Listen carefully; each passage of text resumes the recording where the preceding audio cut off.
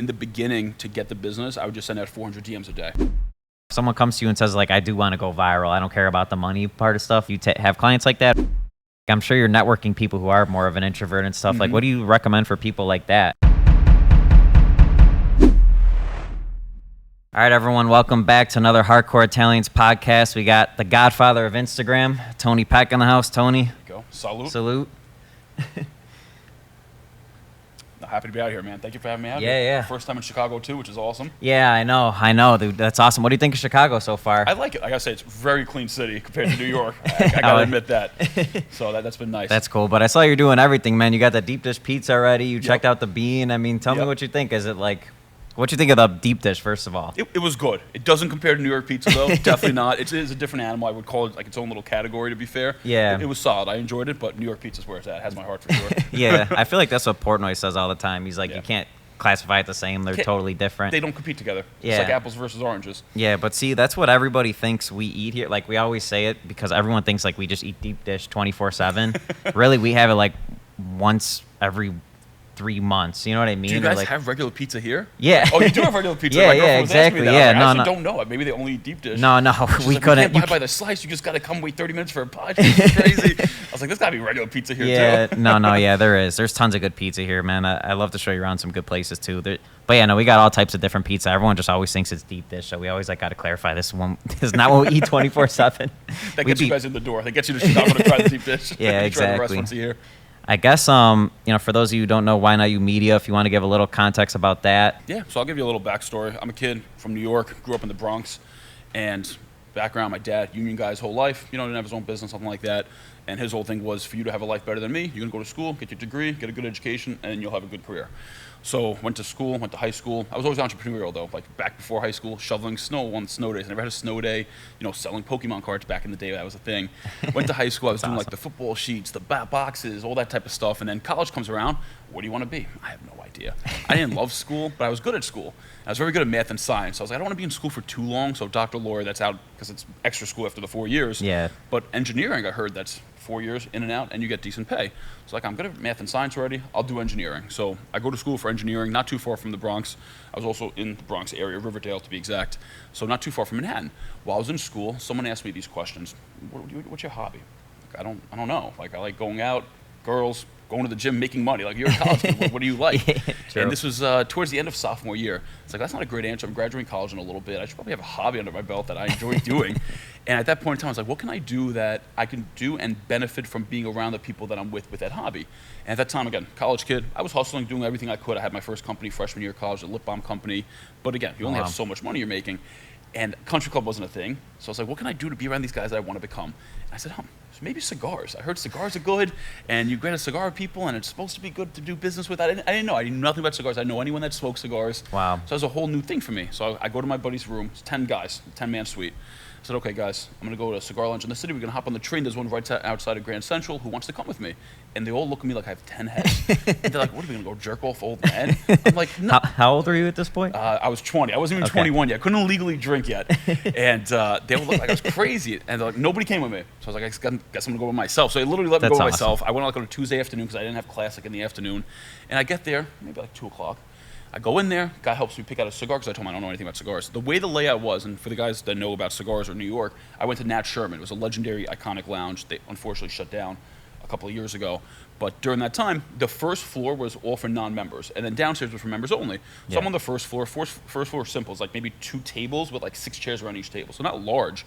So I sit down, there's 5 other guys sitting at the table, and none of them know each other, though. Who's on their phone, who's reading the newspaper, who's reading a book. I say to the guy next to me, hey, I heard that's a good cigar. You have any recommendations? I'm brand new to smoking cigars. Oh, yeah, kid. Try this. Pulls out a cigar out of his back pocket. And the other guy chimes in, and everyone's like 40, 50, 60 years old, and I'm literally 20.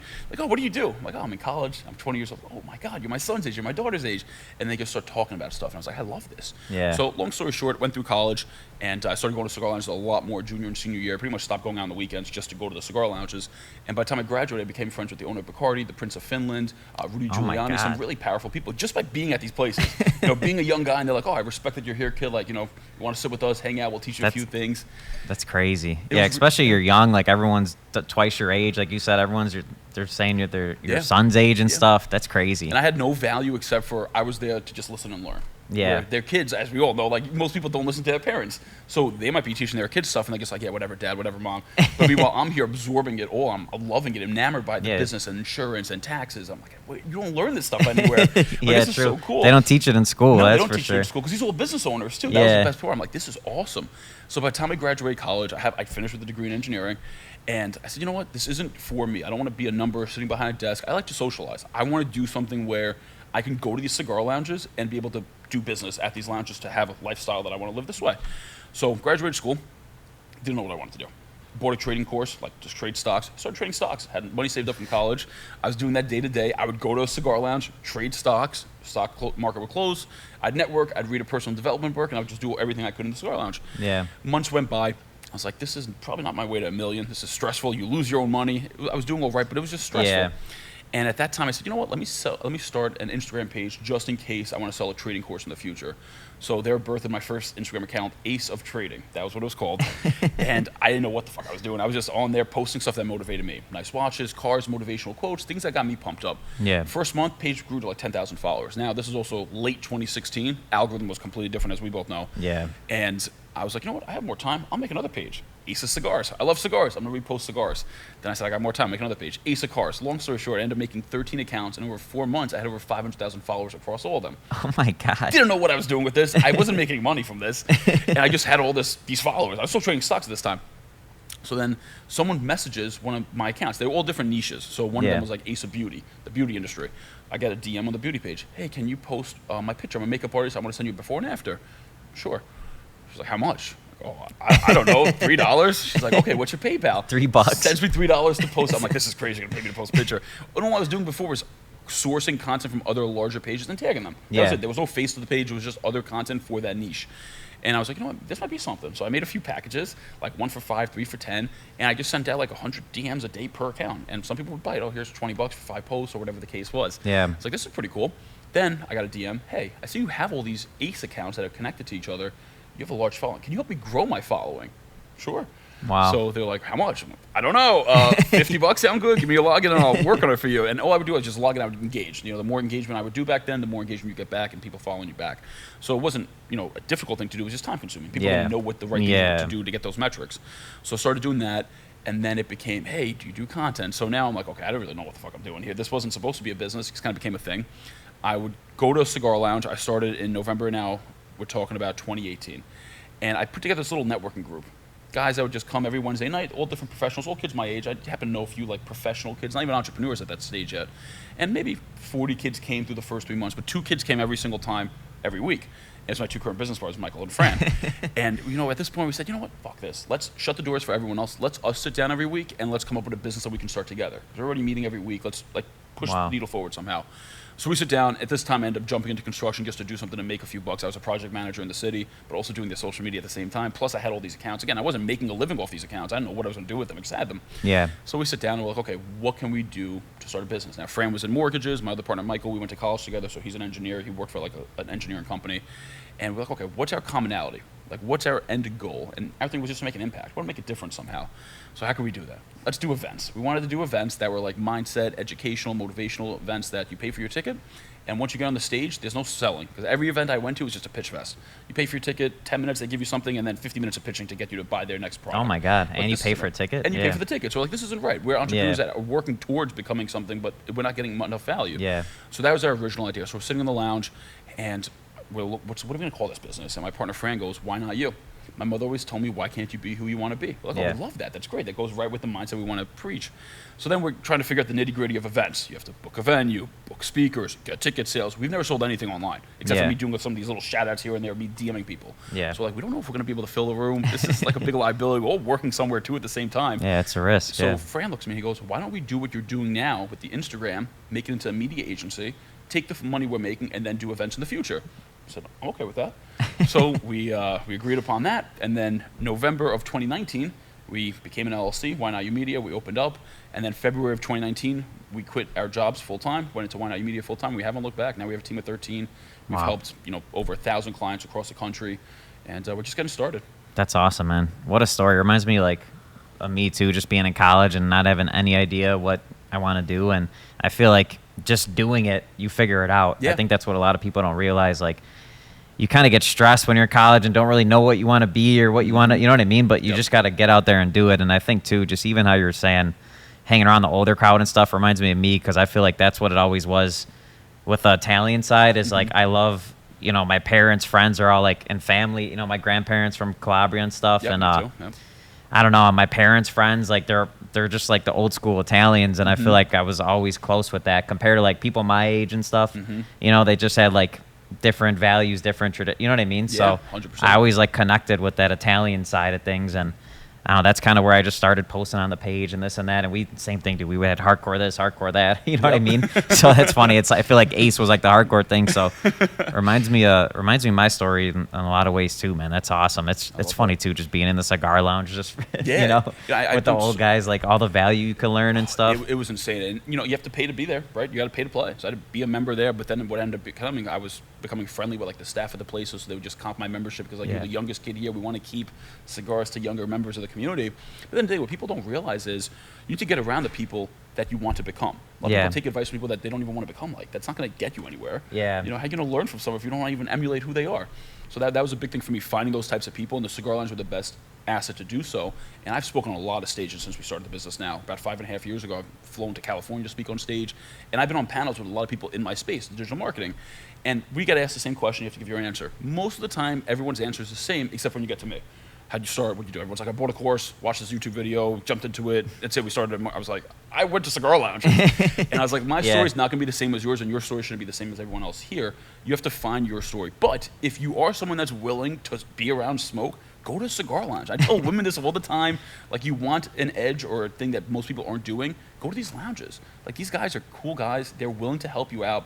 And the cigar culture is so great because they're willing to just, like, you know, take you in. It's like a family. So I love They're probably happy to like teach what they know and stuff like that. That's awesome. Excited to teach what they know, because how many people come up to the guy that's smoking a cigar? Can you teach me about what cigars you like? Nobody asks them that question. You give them that question, it's like a life. Like, oh my God, thank God someone finally asked me. But when you get a year for someone to ask me this question, and they just spew all this knowledge, how to cut the cigar, how to light the cigar, what different fillers and tobaccos. And so people are just openly like, because that's one thing I believe in too, is like, why learn the tough lesson yourself and like make the mistakes and go? It's slow. There's people who, to your point, they're where you want to be now. Like they have all the knowledge. You just got to ask them. These people are happy to just share their advice about business and all this stuff just because of is it a cigar lounge thing? Is it something anybody? In the beginning, it was a cigar lounge thing for me to find those types of people because again, I couldn't afford, I'm now a member of the country club, but back then I couldn't afford it. So you can't get around the proximity of who you want. But the cigar lounge was my opportunity to get around those same guys by not having to spend that much. You know, cigar, you can buy $10, $20 cigar. And they're willing to help people that are serious about wanting to help themselves. That's really what it was. And they can sniff out the nonsense if you're just there to be a leech. But if you're there and you're asking questions or you're attentive and you're actually caring about wanting to learn from them, they're more than happy to give you what they know, because most of those guys are self-made. So if they see a little bit of themselves in you, they're like, I want to help you. You know, I didn't have me, so I can be me to you now, and it can help you on your journey. And it expedites your growth. To your point, why do I have to go through those hurdles that they went through if they can tell me what they did wrong and I can just avoid them altogether and compresses your time to get to where you want to go? 100%. And because I feel like networking is your biggest thing, so that you recommend just Cigar Lounge for anybody. It doesn't matter where you are or where you live. Where you are. That's the best Cigar thing. Lounge, there's all business people over there? It's for the most part, or guys that are just like good quality guys. Now sometimes you get blue collar guys that come in there too, but they're cool, and you never know who knows someone knows. And that was a big lesson I learned kind of in the cigar lounges, honestly. When we first started the business, was I would take so many meetings a day. We're talking about like 13, 15 in-person meetings a day, and I was only selling like a $150 a month package. So that wasn't a high-ticket thing to be in these meetings all day long, and my close rate was so low. We were so new to the business. We had no case studies, and one day we come out. My partner friend was with me in all those meetings at the time because we didn't have much content for him to be on. He goes, these meetings are a waste. I said, no. You never know who these people know. You never know who these people are going to become, and you never know who these people will get to know in the future. And if you do right by them, you educate them on what you offer, you have a good meeting with them, you entertain what they want to hear, or what they want to tell you, you're going to be in the back of their minds for the next time they do need something.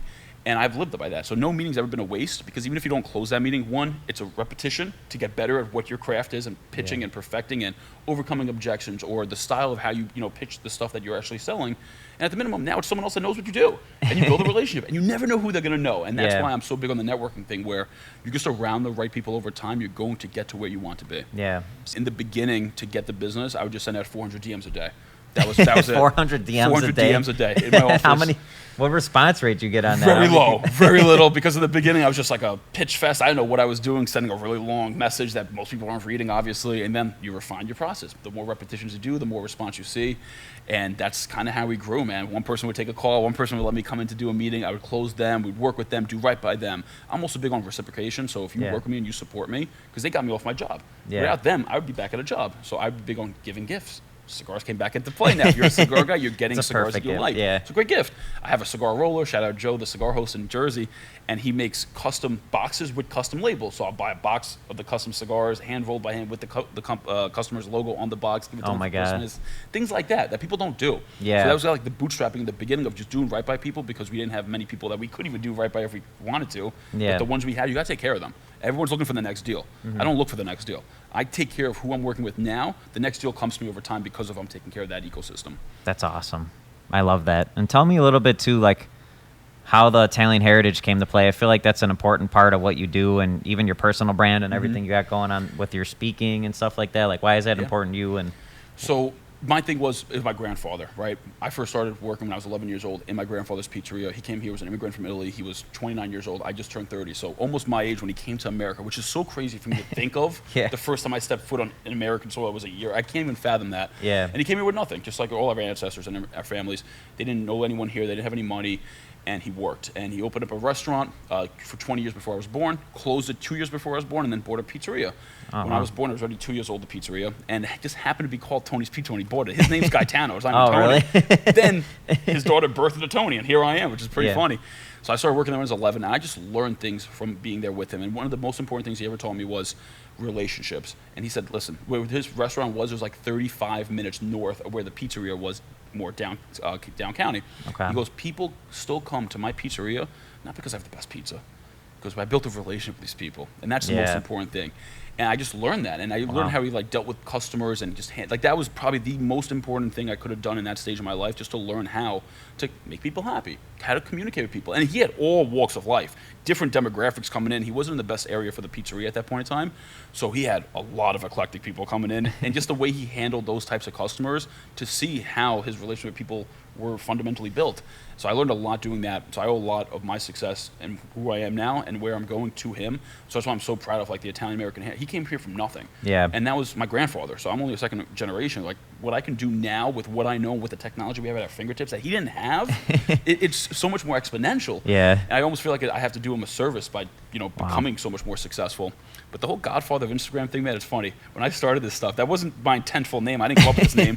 I was doing the Instagram growth. A bunch of Facebook groups found me. Like, oh, we see you're doing great on Instagram. Can you hop on their Facebook and do lives to teach our community how to grow on Instagram? Oh, wow. Sure.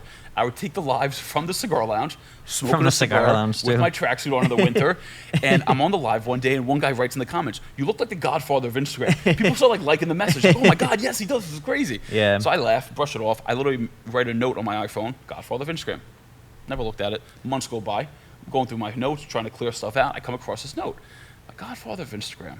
I throw it on my bio, and it stuck. It just became the thing. Oh, you're the Godfather of Instagram. Now people don't even call me the Godfather when they see me. It's the craziest thing. And now I kind of cool name. Almost became self-prophesized into becoming like the Godfather of the area I'm in Westchester over there. In a good way. Nothing bad, obviously, but the Godfather would take care of the community. That was the old way the Godfather was a thing. Like he would help the people in the community. And that's kind of what I do in the entrepreneurial community in Westchester. I connect people together. I get nothing out of it. I'll make introductions all day long. You guys benefit. I don't care if I get anything out of it. I just like to be known as I'm the guy that connected you guys together. And when you guys look back on your relationship, your friendship, you think, oh, Tony connected us. That was awesome. That's what I do it for. And I love it. That's awesome, man. Yeah, I mean, everything you said, I feel like is exactly how, like, the thoughts that go in my head, even from just like, I feel like being Italian, or maybe it's just an immigrant thing, but I feel like it kind of sets you up for like the traits you need to be an entrepreneur, because I don't know, just working hard and like taking a chance and all that stuff. So that's why I wanted to ask you that. And I feel like it was like a spitting like thing of what I believe, man. But I think you're spot on. It's the immigrant edge. I really, really believe that. And us being so close to our generational grandparents or family that's come here before us, like we see that. Like my grandfather didn't know the language. My grandmother still doesn't speak English. She speaks Italian. She never had to. He knows English because he had the pizzeria, but still broken, right? And it's just like, wow, you were able to build something with nothing at all. And then we have all these resources, went to school, and we had all these opportunities in front of us. And we didn't have to struggle. He had to struggle to open up what he had. You know, I had a comfortable life. I had everything we needed, food, clothing, shelter. So why can't I make a better life for me? Exactly. No, that's what I think all the time. Like, my grandparents, like, worked their ass off in a factory, you know? Yep. And they were happy, and they didn't have much. You know what I'm saying? They were happy, though. Always the Sunday dinners. Always had food on the table. Yeah, exactly. So that's... me too. Like, you feel like if you don't do something with the opportunity they gave you, like, it's a waste, you know? Yeah, but I feel like, I feel like not enough people recognize, like, what it entails when, like, immigrants come to the country and what they went through just for us. And, like, people are pissed they don't have the new PlayStation and whatever. It's like crazy. I know. It blows my mind, man. I'm like, they don't even know what that is. It's the craziest thing. But it puts our lives in perspective, and it gives us that edge. Yeah. That other people that they don't have that sight in their back of their minds, they don't have that edge. Yeah. We're hungrier because of that, because we know what it could be like and what we should be doing for them. Like, I'll never forget, the first time I joined the country club was during the pandemic. I never golfed before. Never stepped foot in a country club till the day I signed the papers. So I took my grandparents there. And it was an emotional moment. Like, they cried. Like, they've never been to a country club either. Yeah. Like, what's golf? That's not sport. Like, what is this? And it was just showing, like, the change in the generations. Mm-hmm. And, like, my age, I was the same age as, I was younger than he was when he came to America and I joined a country club. And he was like, this is what we came here for, to give our, generations the opportunity. Because, again, if they didn't come here, I wouldn't be sitting here with you today. Yeah. You know, if they stayed in Italy, that could have changed the entire course of me never happening. Yeah. Which is really a crazy thing to think of. Mm-hmm. And I don't think a lot of people put that in perspective enough. No, that's the number one thing I believe, man. You got to put things in perspective, and it's just, I don't know, it opens up doors. Yeah, 100%. And so tell me more about, like, the content and marketing, because I feel like one of the things that's tough with us is, like, doing them hand in hand. You know what I mean? I feel like it's a full-time job doing social media. Yep. You have to do social media for your brand. Then you, like, you have a personal brand. You're doing social media for that, but then you're also running a business. Yeah. That's like 3 full-time jobs, dude. It's tough. It's a lot. I agree with it. It's a lot more than people realize. And my bread and butter right now has really been clients that are probably between the age of like 35 to 65. We already have like some type of established business. They're doing probably like 1 to maybe 150 million a year in revenue. And to your point, they're running a business. They've been running a business, and now they kind of know they need to do social media in some way, shape, or form.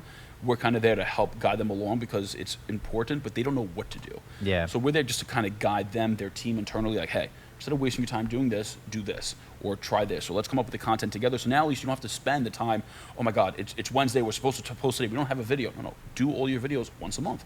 Come up with the topics in advance, and then you have a game plan when you show up to the shoot with the topics you're going to talk on, and then we're ready to go, 2 hours, and you have all the videos you need for a whole month. So try to find ways to optimize that social media part of the business, because you're trying to find ways to optimize the rest of the business, right? We're all business owners. Everyone's looking for efficiency. So they don't think that way. They put it on the back burner. And that's kind of been our sweet spot, helping guide the business owner and the entrepreneur in what they could be doing to get a better result out of social. And the biggest thing, if anyone takes away anything from this podcast, it's social media.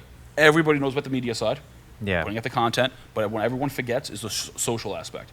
You're supposed to be social on there. And to my point, when we first started this podcast, I said, I would send out 400 DMs a day. That's being social. That's being outbound, be engaging. Everyone asks me, Tony, how do I get more engagement? Engage more. Yeah. And it's a hard thing because it's so time consuming. Nobody wants to do it. But if you're a restaurant, in a local area, there's no reason you shouldn't be going to local accounts that have your audience and sending out 200 DMs a week. Yeah. Like, that's not an unbearable amount that an assistant or an admin or an intern can do for you for 15 hours a week. Yeah. And just give the local people a discount code. Hey, come in, coffee and dessert on us to try us out for the first time. Show this message when you get here. You're going to get people coming in. It's that easy. But people don't want to do it. They're like, I posted on social. I didn't get any business. This doesn't work. It's like me saying, I had a basketball. I didn't become a billionaire because I don't know how to use a basketball ball. No shit. That's not. You're not using it to the best advantage. Yeah. No, that's what I always say too. There's no excuses. Like, you could do it. You just got to find the way, and it could be hard or whatever, but no excuses. That's what I'm saying. Like, the people who immigrated here, like, they didn't have excuses. If they did, like you said, we'd be in Italy still. So I agree. But yeah, it's smart the way you kind of like take the time and plan it, because I feel like it's an important piece. I feel like nowadays, especially for marketing, like, you have to be doing organic social media 1000%. marketing. Yeah. But it's like we all have full-time jobs and things to do. So I kind of like how you plan it with the people. And I don't know. So that's all. Really 2 hours a month, though, and you think you could have enough social media for a page like that? That's bare minimum. Yeah. That's like you're doing 10 to 15 videos a month. So 2 or 3 posts a week is my like minimum threshold. Yeah, Again, true. most of my businesses that we work with are professional service industries or retail businesses, like restaurants or body shops or gyms or salons. And then the professional side is like the mortgage guy, the finance guy, mortgage company, realtor, a development company. So they're professional businesses. and they have usually zero. Their baseline's nothing. They really haven't done much. So we need to get them to a minimum first, and then we help them grow from there. Okay. So then we want to have some clients that we're shooting once a week with. Yeah. Right? And we're doing the 2-hour shoot once a week, and now they're cranking out 50 pieces of content on a weekly basis. But you're not starting there. You Yeah. can't go from 0 to that. Yeah, Especially with true. the infrastructure, what are you dealing with? Who's going to be managing the account? Getting the team comfortable with how the voice of that brand's supposed to be positioned with the captions and the copy and the answering the comments and being outbound, seeing what's working. So all that refinement, you slowly start to ladder up the pyramid. Okay. But if we told everyone, hey, let's just jump into the deep end of the pool, they're like, we're never going to start this. Because Yeah. they're not going to be able to stay consistent with it because it's going to be overwhelming up front. Yeah, so true. that's like our you can't take on nuance. too much at once. Got to be realistic because to them, it's that 10 videos a month is a lot to them. Yeah. In the beginning because they have no baseline. They're starting from 0. So trying to walk them through is probably the best way that we've been able to help them grow. So what's some of like the biggest challenges with that? You know, just like taking on people's social media and. So we don't manage any of the accounts, which Yeah. is good. We used to do it. We got rid of that business. So we do 3 lanes, Okay. right? So we do the content creation. We create the videos for the client. We edit everything. We give it to them, their team. But pre-content shoot, we're sitting down or Zooming with them and going over exactly what we're creating for them. What are the topics? Who needs to be in the videos? What B-roll are we getting? Like, what's the end goal of the content? And working backwards from there. Yeah. So that's one lane. Then we do the advertising. So over on Facebook, Instagram, Google Ads, Instagram, LinkedIn, TikTok, any of those. And the big thing is the consulting. The strategy. So giving them exactly Yeah. the tools of what they need to utilize and implement to have success on social. But now it's up to them to execute on those things. Okay. When we were managing, that was our biggest hurdle, believe it or not, because it was such a sticky retention product that we had. Nobody Yeah. would leave a client that's pretty much managing their account because you're like, oh, if I stop using them, it's going to take me a while to find someone. The account's going to be stagnant. So most people don't jump. So when we got rid True. of that service, we took a Yeah. bunch of steps backwards, but we knew it was for the long-term growth of the business. And the biggest issue we had at that point was the client was like, oh, I'm paying them to manage my account. I don't need to do anything else. That's not accurate. Yeah. You need to still give us content for your stories. Yeah. Give us things that we're not with you day to day. We were still filming them 1 or 2 times a month for the feed. And then we Yeah. can sprinkle some stuff on the story, but we don't have infinite library of stuff, especially if they haven't done anything in the past. Then the captions become generic. They would Yeah. complain about 10 months in and you're a realtor and you're on the phone in a picture. We can only write so much about that. Yeah. You know your industry better than we do. Yeah. You need to have that element in there. Yeah, So that's a lot a of good point. businesses think like, oh, bring an agency in, they'll do everything for me, I'm good. You don't want that. And if an agency promises that, you don't want to work with them. You want them to have you involved in some way, shape, or form. That's so awesome. your brand is still getting across to the audience the way you want it to go as you grow online. Yeah. No, I love that. The biggest thing I learned, you have to set the expectation. Yeah. Because in the beginning, again, we didn't know what we were doing. I didn't have a business before. Like I had a lip balm company, but it wasn't like you didn't have a real business. You never went to school to learn the stuff. And the biggest thing was the expectation. And now whenever I sit down with someone, I say, what's your goal? Do you want views and followers or do you want to make money? And every time they say they want to make money, I say, great. You're going to eliminate every belief and thought you have about going viral and getting all these views and getting, because they actually don't matter all the time. Yeah. Now, not to say that if you do go viral and you get all these views, can you make money? Absolutely. You still have to know how to do it and the way to monetize that audience, like you said. You can't just sell all the time. You got to get value. But I have clients that are making a few $1 million a year and they have 2,000 followers. Yep. You could do that if you know what you're doing with who you have in front of you. Yeah. Because they always go, I want as many followers as you. So no, you don't. First off, you want to know what to do. I get over 500 DMs a day. I'm overwhelmed. You just can't get through everything. Yeah. I get 200 comments. You get 2. You don't answer those 2 comments. I answer all 200 of my comments. So don't sit here and tell me you want what I have because you're not even doing a good job of what you already have at this point in time. And it's laying that expectation of I'm here as a social media agency, not to do the virality. We don't specialize in that. We specialize in helping you make money. And if you want to make money, we will help you make money. Again, sometimes it's boots on the ground. You're sending it the DM. Before you send it the DM, though, we're teaching you what you need to do. It's not just sending the DM, raw dog. You're going in, you're liking pictures, you're leaving comments, you're engaging, you're being thoughtful. Yeah. And then from there, you're building a relationship online. Then you can sell to that person. And everyone just thinks, like you said, it's just let me post. I'm going to do a few posts. I'm not going to need business from it. Social media didn't work for me. Yeah. That's not the reality. You didn't work social media the right way for it to work for you. Yeah. No, a lot of people quit in like a week, especially with Facebook ads and stuff. Yes. It's for us. It's like it's a minimum. You have to do at least 3 months. Yeah. And let me say this to preface too. There's a reason you need to do at least 3 months because that first month you're hitting a cold audience. You know this. You run the ads. Yeah. The first month you're hitting a cold audience. No one's ever heard of you before. So now we only have a 30-day sample size from the first day.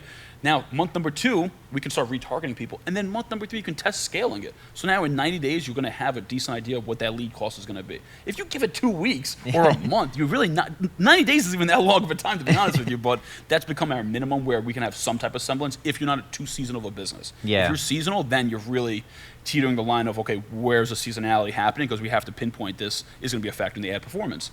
But if you're a non-seasonal business, 90-day window should give you a decent idea into lead costs and everything that you need to know in the business to see if this is worth running it. Do you take people that, like, I don't know, if someone comes to you and says, like, I do want to go viral, I don't care about the money part of stuff, like, you have clients like that, or it's no? No, I'll turn them down. There's no reason I was going to say that's people you don't want to work with. No one can guarantee you can go viral. I don't care That's what true. anyone sells, any agency, and anything. I've seen some stuff. We guarantee we'll go viral with you. There's no guarantee. No one knows these. The algorithms, it's AI. It's not even a human being behind the algorithm. So anyone that can promise that, they're full of shit. It's not realistic. Now, they might have a better chance of helping you get more views. I believe in that. Yeah. Like, there's things not to do, obviously. And the things you could do, like you want a good hook in the first 3 seconds. You want good audio, good lighting. Like, little things like that are going to help you.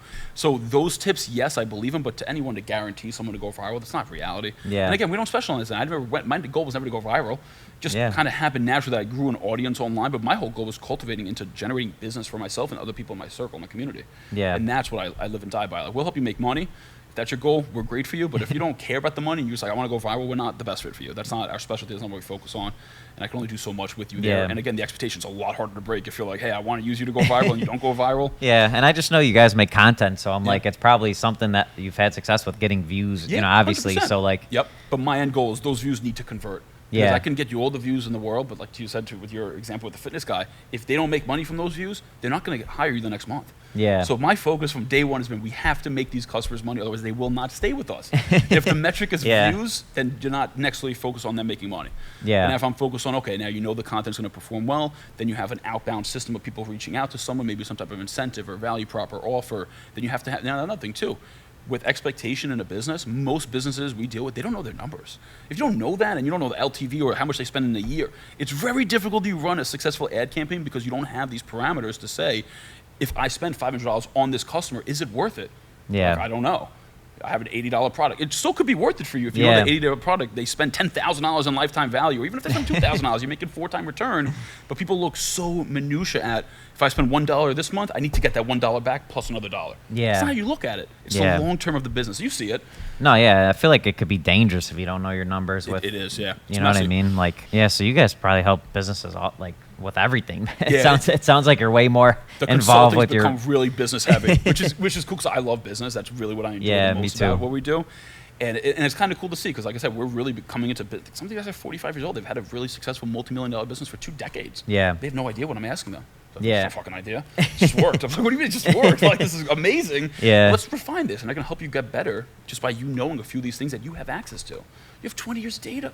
Yeah. You know, like it's the craziest thing, but true. it's fun. That's awesome. You know, it's the businesses that start new. They are a little harder for us to work with. Like, they have no data because they've never done anything. Like, we've had some clients that, hey, we just started the website. Can you help us run ads? We're like, well, we need some expectation here because you have no baseline of anything. Yeah. How much someone, you know, what's the abandoned cart ratio? How many people upselling? What's the average order value? You don't know any of this. Yeah. So you're really playing a it takes a while. difficult game. Yeah, and you don't want to spend. Yeah, I was gonna say, and you got to either spend or give it a lot of time. Yep. Probably both, to be honest. Yeah, that's how you test. That's the only way to test it. Yeah, true. Well, what's the next step for the business then, man? Just continue growing more. My whole thing is I live by do more, get better. And what I mean by that is you should be doing as much as you possibly can. Like, I'm a 16 to 18 hour work day guy. I love work, though, to be fair. Like, I was just working at the hotel. I just love working. Like, it's fun to me. Yeah, me too. So you go like me. But not everyone's like that, which is okay. But let's say your capacity, you can work 10 hours a day, whatever it is. You work as much as you can. Then at a certain point when you have no more hours in the day, you have to get better at what you're doing. When you get better at what you're doing, then you can do more of it because you just freed up an extra hour because you got that much better at it. Yeah. So I rinse and repeat that process day in and day out, and that is how we continue to move the needle forward. So long term, it's continue helping these businesses. I love the spot that we're at now with the $1 to $150 million businesses. I'd like to get to a little bit of the bigger corporate, but we know our value add in that frame of that revenue model right now. So really just doubling down on that, because I think everyone thinks, when you get to a certain point, okay, next year we need to be going after bigger now. You might be in a phase for 3 years of that same clientele. That's okay. Work that, get better at it, and then over time you're going to get naturally into the better ecosystem that you want, or maybe not. Maybe this could be your final ecosystem that you're at, and that's okay. That could be your final boss. You beat the final boss and you're there now. You just beat Bowser. Good. Yeah. So that's how I look at it. And for me, it's continue to grow relations with good people. Continue to do the events. I love the events. We just hosted the largest charity golf outing. Yeah, I was going to say that golf outing you have is big, huh? Yeah, it's the biggest in the nation. I don't like saying that now, but it really is. And I've been to like Trump's outing. There's no outing that does this. This year was the biggest we've had. Wow. We had 2 golf courses. I packed out both courses, 288 golfers. So 144 on each course. That's 2 foursomes on every hole. And there was at least 1 vendor on every single one of the 36 holes. We had 52 vendors. So from a pig roast on a hole to fresh oysters being shucked, massage girls, cigar rollers, shots, penne vodka, food. Like, it was insane. Sounds like a blast. It was a great time. It's all networking. So my whole thing is it's all entrepreneurs, business owners, professionals that want to go and meet people. I've done a bunch of golf outings now. And when I go to them, there's no thought. You know, you get a 3-pack of balls. There's no maybe there's 1 vendor in the course giving you alcohol, and the pairing of who you're playing with. That's so important for a 4 or 5 hour day. Yeah. So what I do is I sit down. I have all the golfers now, and I pair the foursomes together on the hole, the 2 foursomes ahead of them, and the 2 foursomes behind them, based on their golf ability, the industries that they're in. Are they sober? Are they degenerates? Are they fun? Are they young? Are they scratch golfers? You know, you're looking at every person. Every person. And then by then, people are like, oh my God, we love the guys in front of us. We got along so great. I'm like, that was purposeful. And that makes that event that much better for them, though. Yeah, so you're helping people network. That's what huge. it's about for me. That's huge. Yeah, you're right. I mean, you're spending 4 or 5 hours with them. It's a long time. If you don't like them, it's going to be a miserable day. Like, I played with guys that are older guys. They're like 70. They don't smoke. They don't drink. They're scratch golfers. I'm not a good golfer. We're not going to get along. Yeah. Like, you're going to be annoyed at me. What do you golf sucks. normally? Like, what's your score? 25 handicap. I'm like consistently 100 to 115-ish, depending on the course. Okay. So my thing is I use golf for client-facing and then lead generation, right? Like bringing leads in to close them. And a lot of the stuff for me for golf has been, as long as you give that person a great experience, and they could be a fantastic. I've taken out scratch golfers. I'm not good. I don't hold up their pace of play. I give them cigars, and I give them good people to connect and network with in that foursome. Yeah. They're happy. As long as you don't hold them up.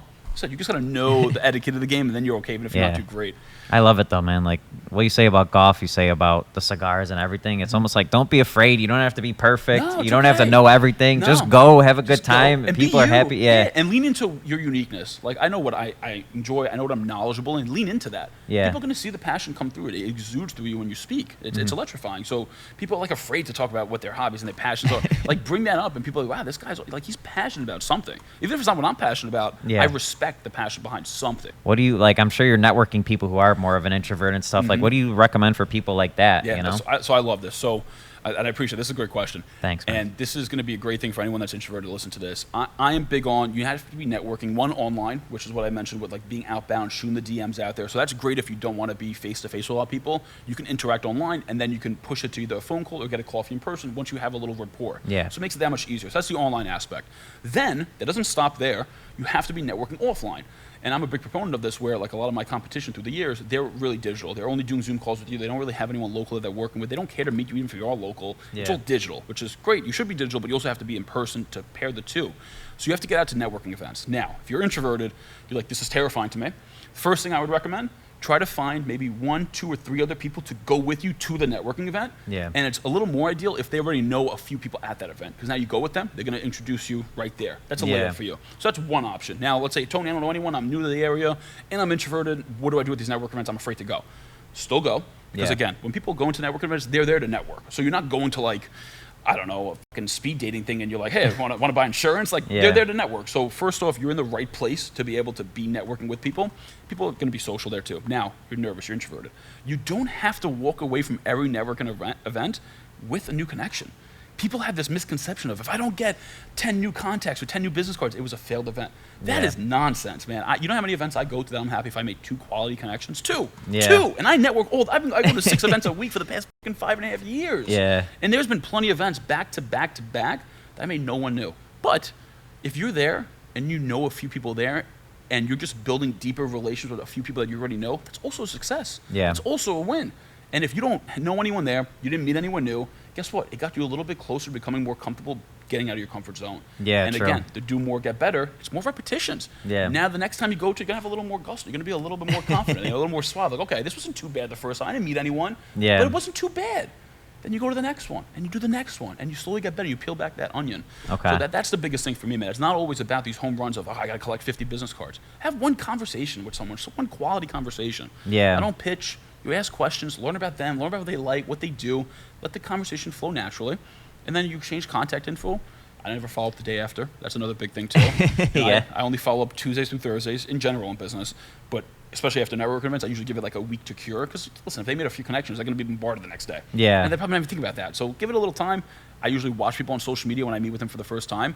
I start following them. I'll see what they got going on in their Instagram story. This is my most ideal way of like watching and document, like seeing what people have going on. Yeah. And then I'll probably reach out with something personal that I saw them do. Hey, I saw you were in Disney. Hey, congrats on the baby. Congrats on the new car. Yeah. And that's how you build a real relationship. Like it's not a gimmick. What I'm telling you is not difficult to do. It's time consuming to get to the result you want though. But I'm playing for the long term here, so I don't care about the time it takes me to get there. Yeah. But I want to do it the right way with the right people and just do it the quality way. Yeah. You know, it's just be generous. That's what I'm saying. The values set you up for success, man. Yeah. All the old school Italian values, I feel like if you really look at them and analyze them, like our grandparents, we just learned from them. They do it for a reason too. They went through some tough times and they learned stuff, man. Yep. I don't know. Is there anything, or where do you want people to look for you and find you? Anything you want to shout out? So you got a few things. I got my Instagram, Tony Peck, TonyPEC_. So you can find me on there. You can DM me on there. You can follow me. I interact most on there out of all the platforms. But my big thing is I got Why Not You Media. If anyone needs help with digital marketing or social media, obviously reach out. You don't have to be in New York for me to help you. We can do consulting virtually.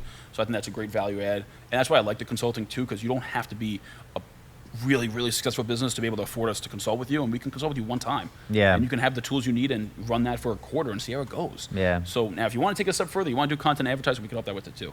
So that's another thing. And then my last thing is I recently started, I don't know if you saw my network community, The Circle. Oh, yeah. So I've been really focused on growing that too, because again, I want to give back to entrepreneurs. When we first started the business, I wish I had what I created. And that's what I did it for. So right now it's only $30 a month, super affordable. If you're in business, you can't afford $30 a month, you're not in business. You have a hobby. That's just a reality. So I keep it so cheap. And you get a few different value adds. You have a calendar. Now, this is really for people that are near my area, New York, New Jersey, or Connecticut. I have a calendar of all local networking events I know about, usually about like 20 to 30 a month. That just public. I give you the link. I give you a little information about that event. Then you can share your own events to the community. You can share your services. You can share your products. You can ask for referrals. You can network within the group. And I do member-only exclusive events. And I just launched my birthday, May 27th, and I'm up to over 100 members. So nice. So I've been growing nicely. And I got my second event, member-only event coming up soon. That's awesome. Yeah, and it's worth it for the members because they could share their event and probably make probably pay for the cost of the member. You know, you get one deal out of it. You're paid for at least 1 to 5 years for most of the industries there. Unless you're selling socks, you have to sell a few more socks. But besides that, like I have a realtor in there, a mortgage guy, and they're like most of your ticket items are pretty large size. You get a few deals. It's $30 a month. Yeah. And again, good promotion, everything. You can share your social media in there. Like again, it's supposed to be an ecosystem because I've been to all these networking communities, and it's just really the offline stuff. That's all they focus on. Like, we do an event once a quarter, once a month, whatever, and we send it a newsletter. Okay, great. How are you actually helping me make the connection? So when people join, I give them personal introductions in the community too. Nice. Like, hey, Mike, connect with John. He does this. You guys be a great referral opportunity for each other. So just little things like that. And again, it's my way of giving back to the entrepreneurial community, and I want to build something special for the long term to help people at all levels in business get along and be able to help each other grow together. I love it, man. That's awesome. Keep doing what you're doing. I like the path you're on, man. Thanks for coming by. Thank you for having me, bro. This is awesome. I appreciate it. It was a pleasure, man. Yeah. There we go.